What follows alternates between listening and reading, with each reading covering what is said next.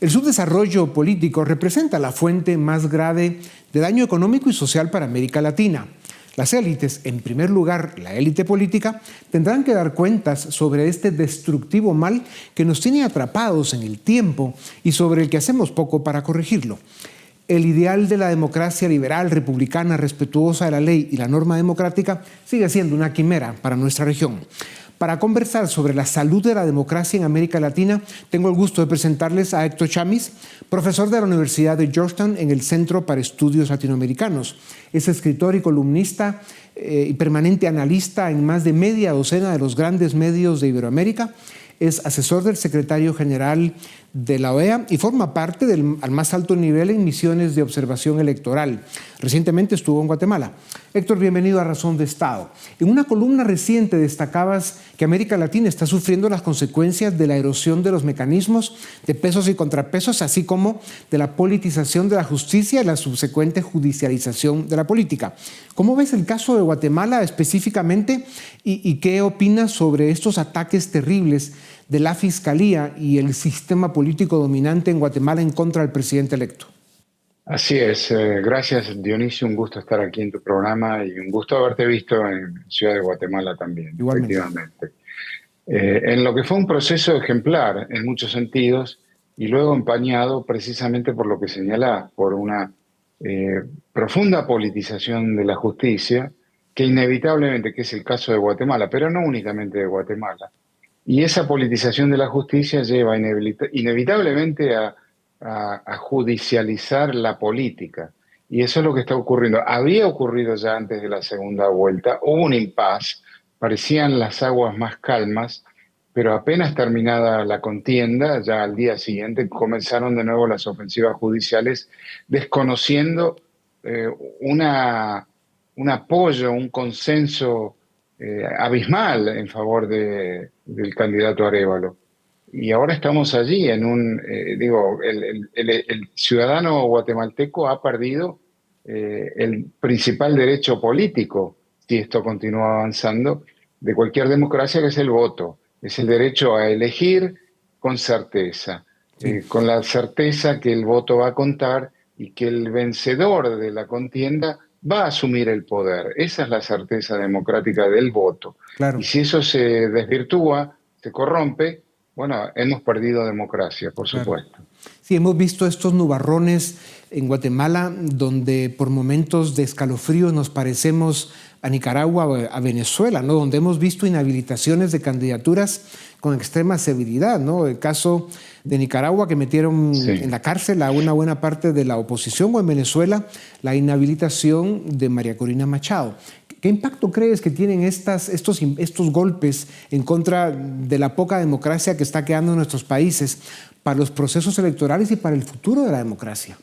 Es grave porque a comienzos de las transiciones, lo que la literatura especializada reflejaba era que se votaba bien, con efectividad, el vencedor era quien asumía el poder.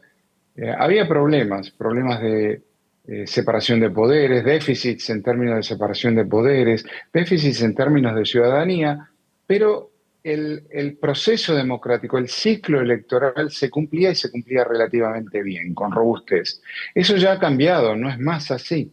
El ciclo electoral no se respeta, la transparencia de las elecciones no se respeta, y entonces estamos en un grave deslizamiento hacia la autocracia, estamos en una grave recesión democrática, como dicen algunos expertos. Sí.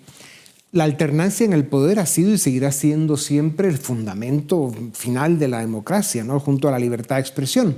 En el caso de Colombia vimos a Iván Duque cómo respetó el proceso democrático y permitió no solo una competencia, sino al final una transición hacia Gustavo Petro en una forma democrática, guardando las formas con clase.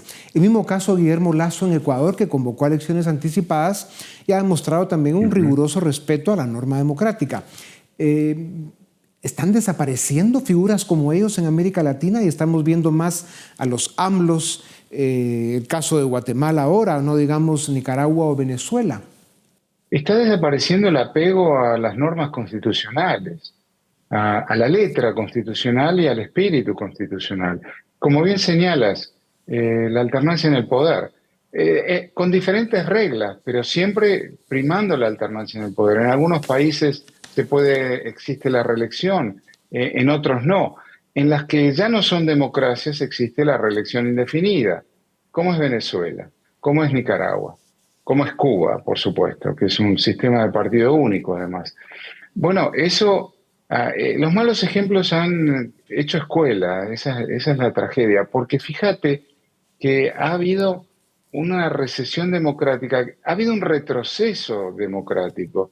En los años, a comienzos del siglo, 2001, cuando se firmó la Carta Democrática Interamericana en Lima, eh, fíjate que la firmaron todos los países excepto Cuba de la región. Éramos democracias con problemas, con déficit, lo que uno quiera, pero éramos democracias.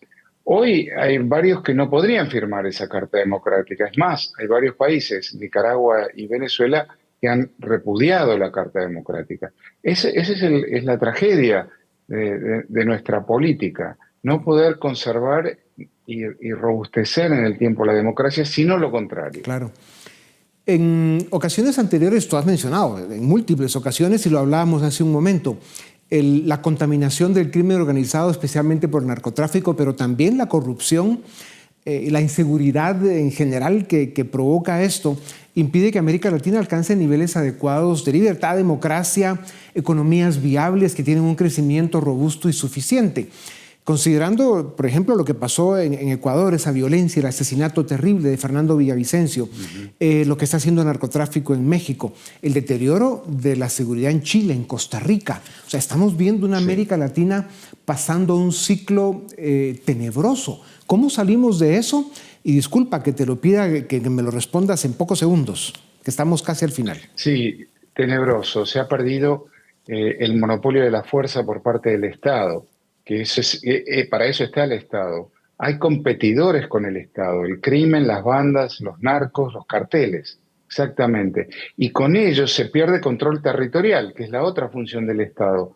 ¿Cómo salimos? Yo creo que salimos con muchos plan Colombia, que lamentablemente no existen.